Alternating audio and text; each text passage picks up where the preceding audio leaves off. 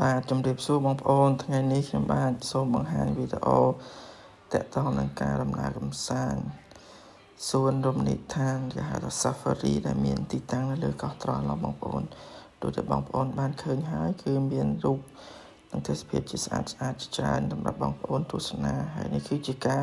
តម្រង់ជួរចូលទៅក្នុងកន្លែងទស្សនាបងប្អូនពេលយើងចូលទៅដល់គឺមាន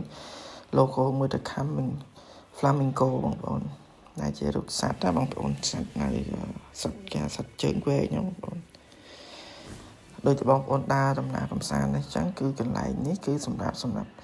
បងប្អូនរងចាំឡើងទៅជិះឡានអគ្គិសនីទីទៀតនឹងថតរូបឡានអគ្គិសនីឲ្យបងប្អូនបានមើលទាំងអស់គ្នាបងប្អូនសម្រាប់បងប្អូនឬក៏បងប្អូនដែលមានអាយុច្រើនដែលសម្រាប់គាត់ការធ្វើការដំណើរមិនបានឆ្ងាយចឹងបងប្អូនក៏អាចធ្វើការជិះឡាននេះបានសម្រាប់បងប្អូនដែលអាចធ្វើដំណើរដោយថ្មើរជើងបានបងប្អូនអាចទស្សនានេះគឺជាប្លង់បងប្អូនប្លង់ធំសរុបរួមនៃ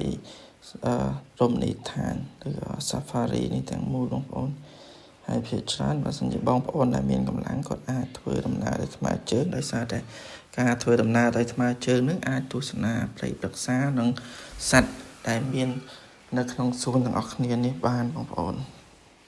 ដោយតែបងប្អូនទស្សនាអញ្ចឹងគឺមានចំនួនទេសចរចូលរួមទស្សនាច្រើនហើយនឹងមានប្លង់សម្រាប់ឲ្យបងប្អូនមើលនេះគឺជាស្ពានមួយដែលដើរឆ្លងកាត់ហើយមានបឹងនៅខបងប្អូនក្នុងបឹងក៏មានសត្វបក្សីប្រភេទសត្វស្លាប